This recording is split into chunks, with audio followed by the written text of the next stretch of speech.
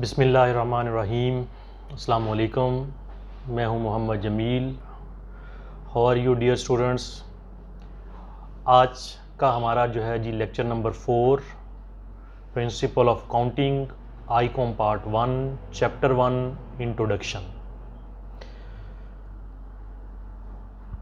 जी, इससे पहले हमने लेक्चर नंबर 1 में इम्पोर्टेंट टर्म्स एंड कंसेप्ट्स को कॉम्प्रिहेंसिवली डिस्कस किया।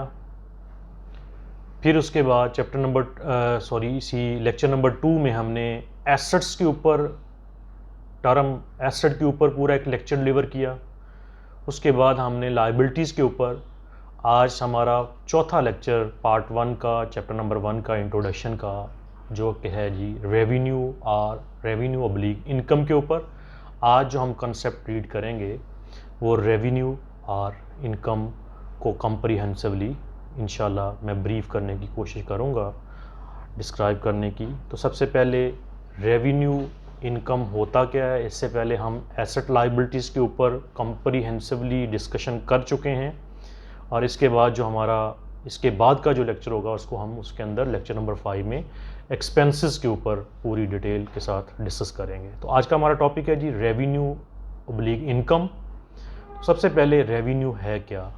बाज़ औक़ात ये होता है कि हम रेवेन्यू और इनकम को वर्ड को एक ही सेंस में इस्तेमाल कर लेते हैं।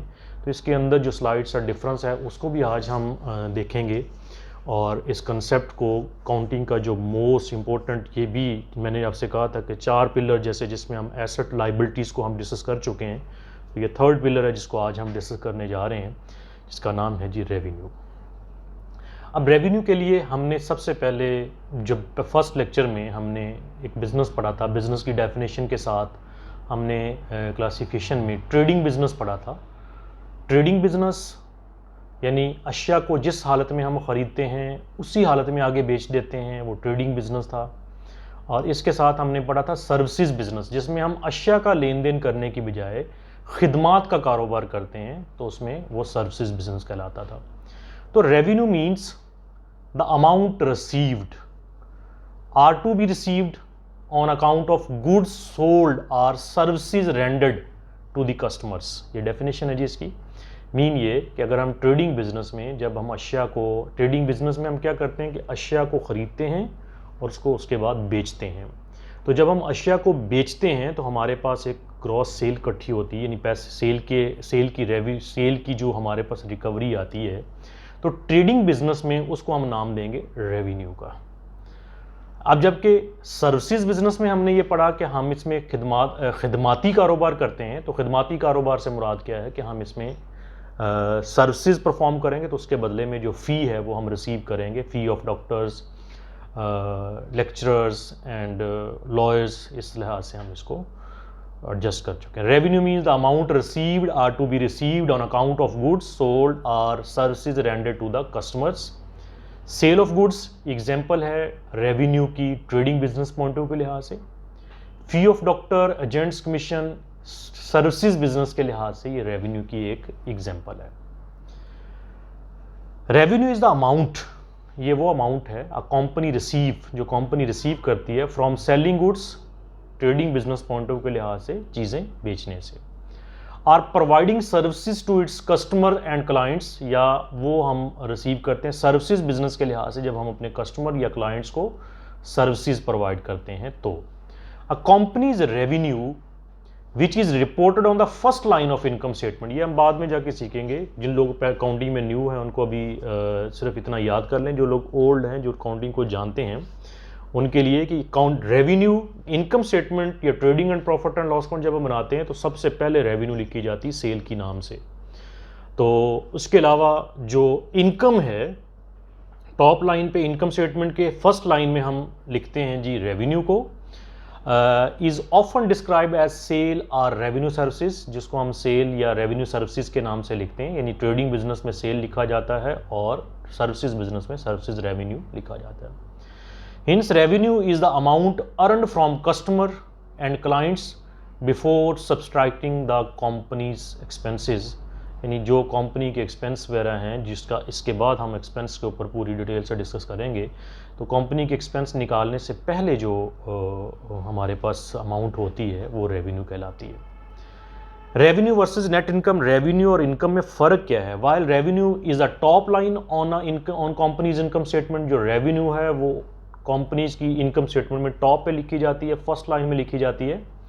Net income is often refer to as the bottom line, और नेट इनकम जो है ना वो आखिरी लाइन में आती है। मीन ये कि जब हम अपनी टोटल रेवेन्यू में से, जब उसमें से एक्सपेंसेस को वगैरह माइनस करने के बाद जो हमारे पास जवाब आता है उसको हम नाम देंगे इनकम का। तो इनकम मतलब वो जो हमारा नेट इनकम के नाम से या नेट प्रॉफिट के नाम से जिसको हम जानते हैं, तो वो है जिसमें हम रेवेन्यू में से मुतलका एक्सपेंस उस ईयर के निकालते हैं, जो भी अदर रिसीविंग हमारे पास आती है वो ऐड करते हैं। तो इनकम हमारी नेट इनकम, नेट प्रॉफिट जो बॉटम लाइन पे आएगी, और रेवेन्यू वो अमाउंट जो हमने ऑलरेडी सर्विसेज या गुड्स की सेल की शक्ल में पहले रिसीव कर ली होती, वो कहलाती है। Revenue versus net income, revenue और इनकम में फ़र्क क्या है? The difference between the amount of revenue and the amount of net income is significant. Here are some hypothetical amounts to illustrate the point. For example, revenue from sale of orders, कि हमने कोई चीज़ बेची, उससे हमें revenue वसूल हुआ 3 लाख रुपया। Cost of the products, उस चीज़ की कास्ट दैट वर सोल्ड, जो हमने बेची है उसके ऊपर उसकी जो कॉस्ट हमें पड़ रही है वो पड़ रही है जी 2 लाख। इसके अलावा उसके ऊपर जो हमारे एक्सपेंसेस हैं वेजेस की शक्ल में, रेंट्स की शक्ल में, वो आ रहे हैं जी 88,000। तो इस लिहाज से हमारी जो नेट इनकम बनेगी, टोटल 3 लाख में से हमने 2 लाख रुपए कॉस्ट ऑफ द प्रोडक्शन और 88,000 हमने जब एक्सपेंस माइनस किए तो हमारे पास जवाब आया 12,000 नेट इनकम। तो नेट इनकम और रेवेन्यू के कंसेप्ट को मेरा ख्याल है होपफुली आप काफ़ी हद तक अंडरस्टैंड कर चुके होंगे। रेवेन्यू वर्सेस नेट इनकम, ये अभी हमारी इसके ऊपर कंप्रीहेंसिवली बात हो गई। अब इसके जो सोर्स हैं, क्लासिफिकेशन है, रेवेन्यू की 2 काइंड्स हैं जी क्लासिफिकेशन में। एक होता है डायरेक्ट सोर्स ऑफ रेवेन्यू और दूसरा होता है indirect source of revenue. Direct source of revenue मिसाल के तौर पर ट्रेडिंग बिजनेस में हम क्या करते हैं, अशिया को खरीदते हैं और आगे बेचते हैं, तो उसमें हमारा जो डायरेक्ट सोर्स ऑफ रेवेन्यू होगा वो सेल होगा।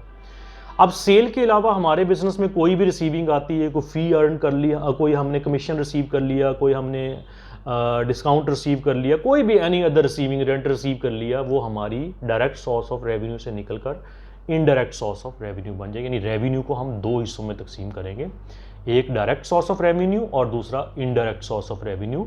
डायरेक्ट सोर्स जिस पे डिपेंड कर हम बिजनेस कर रहे हैं, मिसाल के तौर पे ट्रेडिंग गुड्स में हम सेल्स, जिन चीज़ों को खरीदते हैं और बेचते हैं, और सर्विसेज बिजनेस में जो भी हम सर्विस प्रोवाइड कर रहे हैं उसके बदले में जो हमें फ़ी रिसीव हो रही है वो हमारी डायरेक्ट सोर्स ऑफ रेवेन्यू होगी। और इसके अलावा जो हमारी जिस पे डिपेंड करते हैं, जिस पे डिपेंड करके हम बिजनेस कर रहे होते हैं, वो हमारी डायरेक्ट सोर्स रेवेन्यू है, और उसके अलावा जो हमें रिसीविंग हो जाए वो हमारी इनडायरेक्ट सोर्स ऑफ रेवेन्यू कहलाएगी। Direct source of revenue, the revenue earn out of the normal business activity belong to this source, यानी जो हमारी नॉर्मल रूटीन में जो हमारी रिसीविंग होती है वो हमारी डायरेक्ट सोर्स ऑफ रेवेन्यू कहलाती है। और जो डायरेक्ट सोर्स ऑफ रेवेन्यू की example, sales in trading business, trading business में सेल जो होती है, हमारी चीज़ें जो बिकती हैं और हमारे पास जो अमाउंट रेवेन्यू आता है उसको हम सेल के सेंस में इसको कहेंगे। और fee earn in for services business, services business में जो हम फ़ी वसूल करते हैं वो हमारी डायरेक्ट सोर्स ऑफ रेवेन्यू होगी। Commission for property dealer, property dealer अगर कोई बंदा बिजनेस कर रहा है तो उसमें जो कमीशन आ रहा है वो उसका डायरेक्ट सोर्स ऑफ रेवेन्यू होगा। तो direct source of revenue according to business nature decide होता है कि इसका डायरेक्ट सोर्स ऑफ रेवेन्यू क्या होगा। Indirect source of revenue, any revenue arising from sources other than normal business activities belong to this category, यानी जो हमारी normal category में जो हमारे पास रेवेन्यू आ रही है, नॉर्मल एक्टिविटीज़ से, बिजनेस एक्टिविटीज़ से हमारे पास रेवेन्यू आती है वो डायरेक्ट, और उसके अलावा जो हमारे पास रिसीविंग आएगी, जो हम अदर नॉर्मल बिजनेस एक्टिविटी से हटकर जो हमारे पास जो सोर्स बनेगा रेवेन्यू का, वो हमारी इनडायरेक्ट सोर्स ऑफ रेवेन्यू कहलाएगी। फॉर एग्जाम्पल, इंटरेस्ट रिसीव्ड, आपने इंटरेस्ट रिसीव किया बिजनेस ने, डिविडेंड रिसीव किया, profit on sale of fix asset हमने बेचे, उसके ऊपर हमें प्रॉफिट हो गई, तो ये all these kinds are indirect source of revenue कहलाएंगी। सोर्स ऑफ रेवेन्यू ये हम डिस्कस कर चुके हैं, इसकी एग्जांपल्स मैंने लिख दी हैं। Sale proceeds of goods, interest received on investment, dividend received on shares, commission received, profit on sale of fix asset. तो ये चंद एक एग्जांपल्स हैं इनडायरेक्ट सोर्स और डायरेक्ट सोर्स ऑफ रेवेन्यू की, जो मैंने टोटल लिख दी है यहाँ पे, ताकि जब भी ये सामने आए तो आपको पता हो कि ये रेवेन्यू की कौन सी क्लासिफिकेशन में कहाँ पे आती है। आखिर पे हम, जारी बात है, हमने आखिर पे हम डिस्कस करते हैं, जैसे हमने एसेट का डिस्कस किया था कि इसके डेबिट क्रेडिट के रूल्स क्या हैं, फिर हमने लाइबिलिटीज़ का लेक्चर में उसमें उसके डिस्कस किया था। तो आज हम डेबिट क्रेडिट के जो रूल्स हैं रेवेन्यू के, वो भी एंड पे डिस्कस कर लेते हैं। कि जैसे कि हमने पढ़ा था कि एसेट नॉर्मली डेबिट, बढ़ने की सूरत में मजीद डेबिट और कम होने की सूरत में क्रेडिट होते हैं। इसी तरीके से फिर उन्होंने लाइबिलिटीज़ का पढ़ा था। तो आज मैं आपको बता देता हूँ जी रेवेन्यू का। तो रेवेन्यू नॉर्मली क्रेडिट होती हैं। रेवेन्यू यानी अगर हम वैसे इसको लिखें अकाउंट में जो पड़ी होती है क्रेडिट पड़ी होती हैं। व्हेन इंक्रीज, और जब इसमें इजाफा होता है इनकम में, रेवेन्यू में जब इजाफा होता है तो इसको हम मजीद क्रेडिट करेंगे। एंड व्हेन डिक्रीज, और जब इसमें कमी वाक़ई होगी रेवेन्यू में, विल बी डेबिट, देन हम इसको डेबिट करेंगे। इंतहाई सिंपल सा बिल्कुल आज का हमारा जो टॉपिक था रेवेन्यू यानी कि थर्ड पिलर ऑफ अकाउंटिंग, उसको हमने डिस्कस किया है ब्रीफली, थोड़ा सा आपको अंडरस्टैंडिंग हुई है। तो इसमें हमने पॉइंट ये सीखा कि रेवेन्यू और इनकम में फ़र्क क्या है, दूसरा इसके डेबिट एंड क्रेडिट रूल्स, और दूसरी इसकी क्लासिफिकेशन डायरेक्ट और इनडायरेक्ट क्या होते हैं, और बिजनेस की नेचर के लिहाज से direct source of revenue her business की डिफरेंट होती है। तो इसके बाद हमारा चैप्टर नंबर 1 इंट्रोडक्शन के ऊपर हमारा लास्ट लेक्चर होगा जी, लेक्चर नंबर 5, जो कि एक्सपेंसेस के ऊपर हम पूरी डिटेल के साथ डिस्कस करेंगे। और उसके बाद इंशाल्लाह हम कंप्रीहेंसिवली पूरे चैप्टर को रिवाइज़ करेंगे। इस फर्स्ट चैप्टर के अंदर से होपफुली ये बहुत ज़रूरी था कि हम इसको कंप्रीहेंसिवली रीड करते, इसकी इंपॉर्टेंट टर्म्स को, और जो इसमें मोस्ट इंपॉर्टेंट टर्म्स जो आगे चलनी है अकाउंटिंग की, एसेट, लायबिलिटीज़, इनकम, एक्सपेंस की शक्ल में, उसको हमने कंप्रीहेंसिवली लेक्चर बाय लेक्चर में डिस्कस किया। थैंक यू वेरी मच, जज़ाकल्लाह, अपना ख्याल रखिएगा जी।